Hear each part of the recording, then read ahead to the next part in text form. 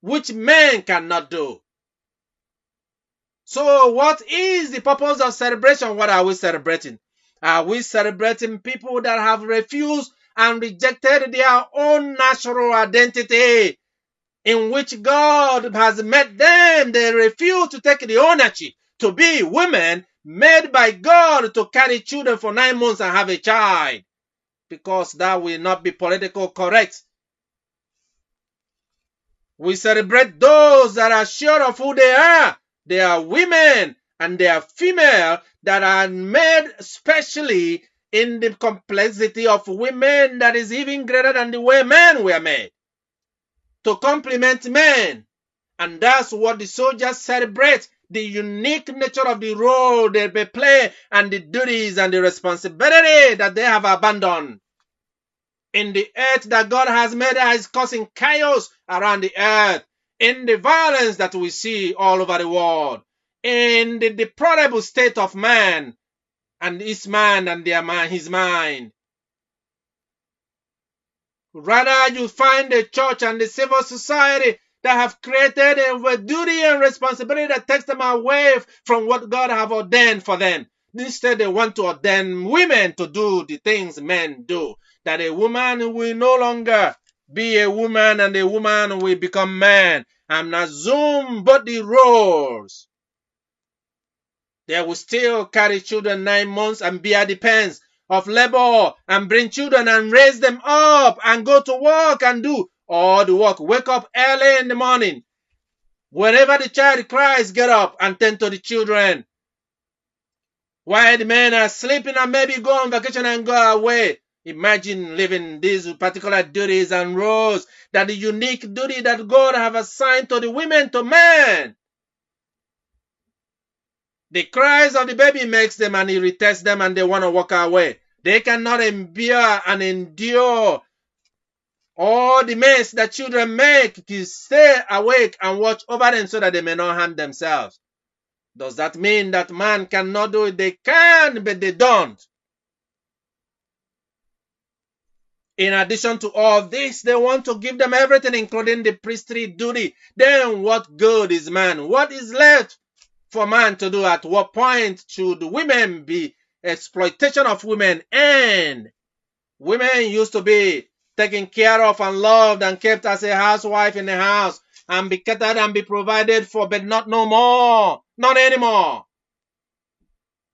They do all the things they do and still work a full time in order to bring, and now they're adding more and more onto the women. Is that exploitation or is that slavery? Is that what role? When does a woman have a rest?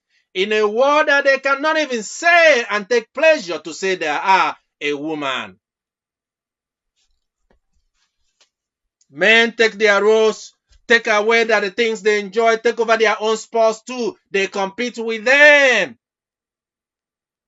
And they are celebrating Mother's Sunday. What is the role the world has played and the church in preserving that womanhood and that motherhood?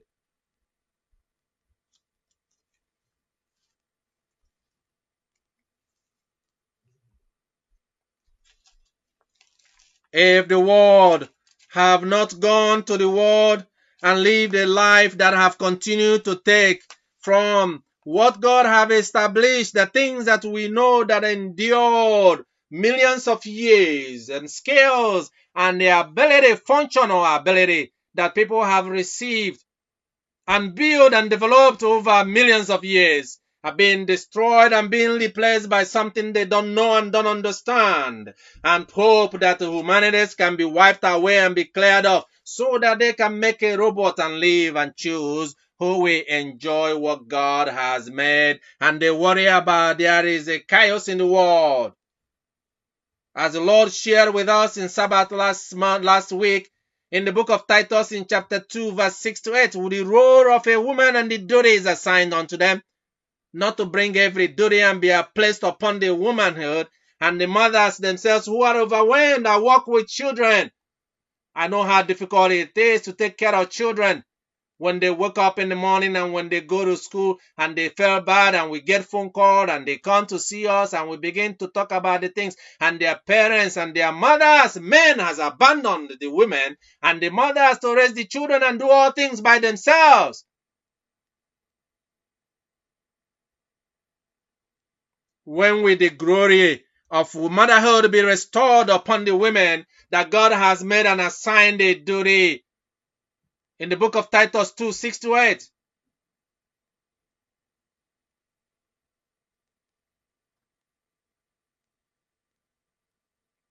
For the young men to be sensible in all things, and to show themselves to be an example of good deeds, with the purity in doctrine dignified, sound in speech, which is beyond reproach, so that their opponents will be put to shame, having nothing bad to say about us, and for the women to be able to teach the young men, to urge them, for they are the one that raises the men that are condemned today. They are the one that raises the men and the women that are up and lost in the world, those that have lost their functional ability. They come to us to restore, using psychological means, the functions of humanity in them, because that has been lost, because the women and the mother have lost their role in the raising of the children, and the men have lost their role in being the head of the household and being the provider of the women, upon which to support the men, the women, and the mothers in raising their children. These are what need to be addressed, not just to come for a celebrity and fanfare and picture and write-up of things that does not add value to the womanhood, that does not add value to motherhood in their role, special role, not a battle between the men and the women over which role, whether the male's role shall be given unto the women, and yet the women's role are not taken over by men. And why then should that be? What is wrong with the way God has made it?